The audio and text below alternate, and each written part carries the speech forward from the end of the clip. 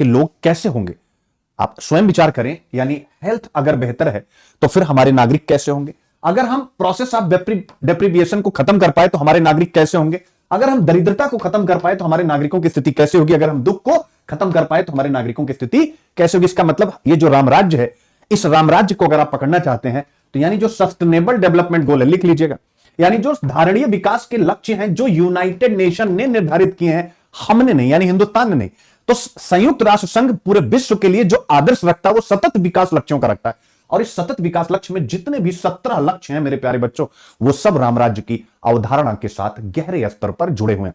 जैसे आप देख सकते हैं, नो पॉवर्टी, यानी पहला ही टारगेट है नो पॉवर्टी, दूसरा टारगेट है जीरो हंगर, तीसरा टारगेट है गुड हेल्थ एंड वेलबींग, चौथा है यानी एजुकेशन, आप देख सकते हैं पांचवा है जेंडर इक्वलिटी, लैंगिक समानता। आप पढ़ते चले जाएं और अंत तक पहुंचेंगे। जब आप 17th पे पहुंचेंगे तो उसमें लिखा हुआ कि भैया ये जो 16 के आदर्श हैं, 16 जो ये यानी 1 to 16 जो सतत विकास के लक्ष्य हैं, इसको प्राप्त करने के लिए पार्टनरशिप करनी पड़ेगी, भागीदारी करनी पड़ेगी। और राम राज्य में इसी भागीदारी, इसी समन्वय को सबसे आगे बताया गया।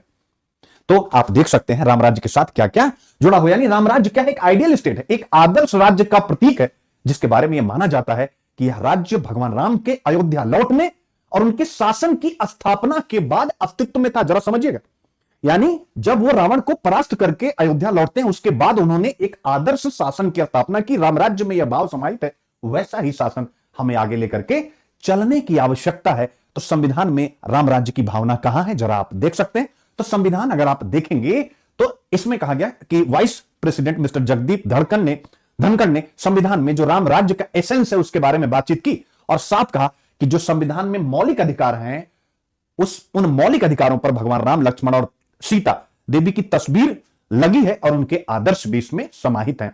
आप देख सकते हैं। तो ये सारी बातें हैं और जो जो उत्तर प्रदेश के मुख्यमंत्री और लोगों ने कहा वो सब आप पढ़ लीजिएगा। लेकिन हमारा टॉपिक है यानी what did Gandhi say about Ram राज्य, चूंकि हमारे सिलेबस का पार्ट है और इसके साथ साथ एथिक्स में अगर आप यूनिट 4 जीएस